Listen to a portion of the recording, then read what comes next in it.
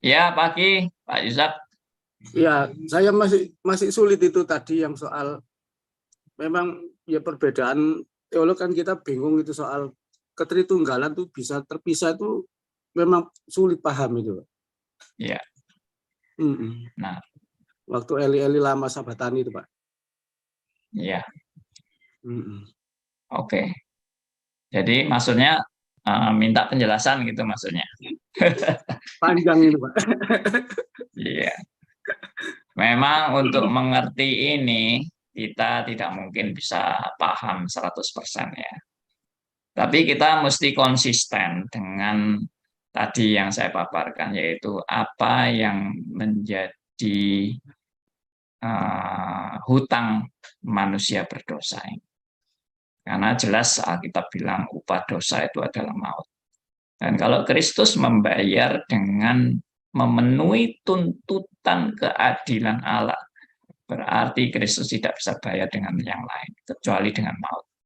Dan itu konsisten juga dengan apa yang tadi diungkapkan dalam firman bahwa musuh yang terakhir yang dikalahkan adalah maut. Ya, lalu upah dosa adalah maut. Lalu maut sudah menjalar kepada semua manusia.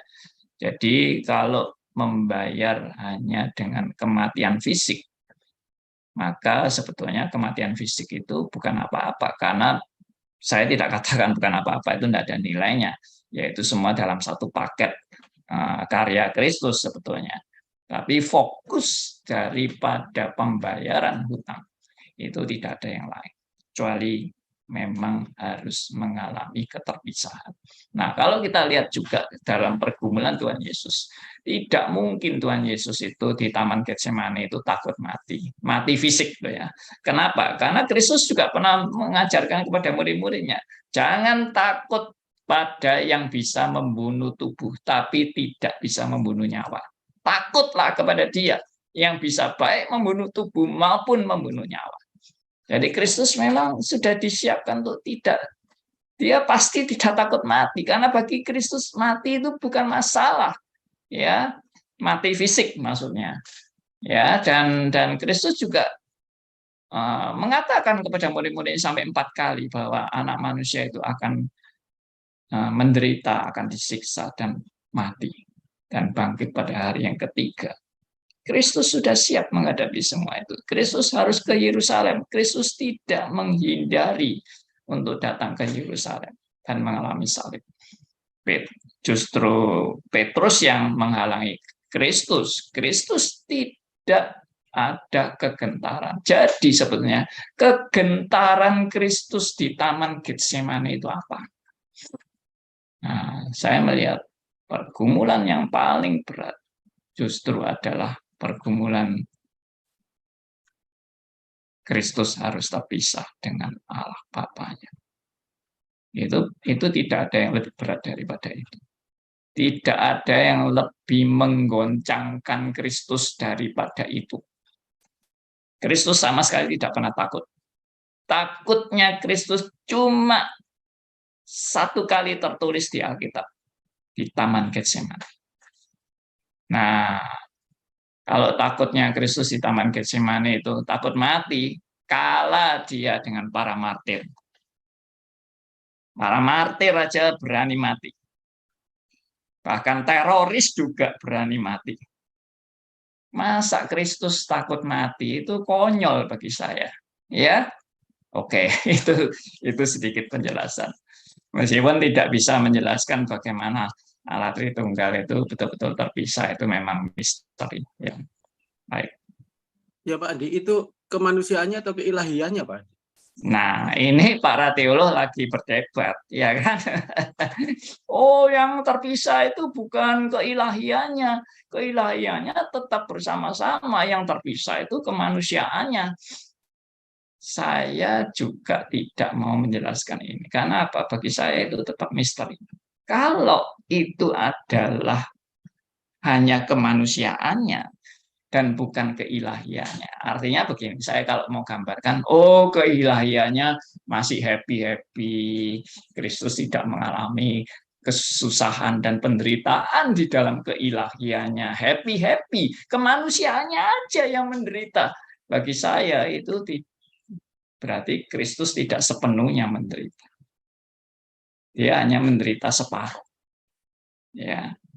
Dan saya melihat Kristus selama di dunia tidak pernah digambarkan, oh ini manusianya, oh ini Allahnya. Kristus selama di dunia itu menunjukkan keseluruhan, baik keilahiannya, baik kemanusiaannya, itu di dalam pribadi Kristus. Jadi tidak ada terus, oh kalau yang ini manusianya, oh yang ini ilahnya. Enggak, itu dalam satu kesatuan, yaitu Kristus yang mengosongkan dirinya. Dia adalah tidak mempertahankan keilahiannya sebagai milik yang harus dipertahankan, tapi dia mau mengosongkan diri dan menjadi sama dengan manusia.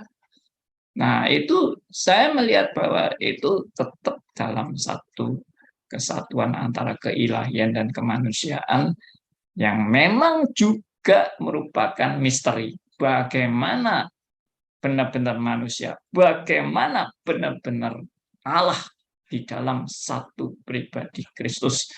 Nah, itu makanya saya bilang itu tidak mudah dijelaskan dan tidak mudah dimengerti.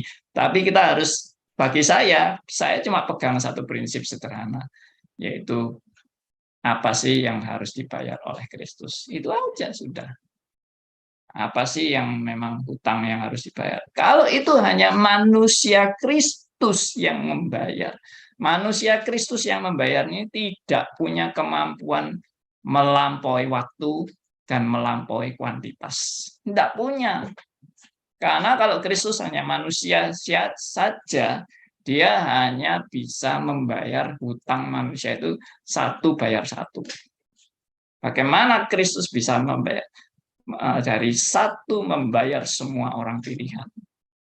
Bagaimana juga Kristus membayar dengan waktu pada waktu dia berkorban bisa mencakup perjanjian lama dan mencakup perjanjian baru. Kalau itu bukan pekerjaan ilahi, tidak mungkin bisa. Jadi hanya bisa berlaku pada waktu Kristus disalib saja dan hanya bisa membayar satu orang saja. Tapi kalau bisa membayar semua orang pilihan dan membayar semua orang di segala waktu, ya, orang pilihan di segala waktu, itu pasti karya Allah, bukan karya manusia. Oke, itu penjelasan dari saya. Terima kasih Pak Andi.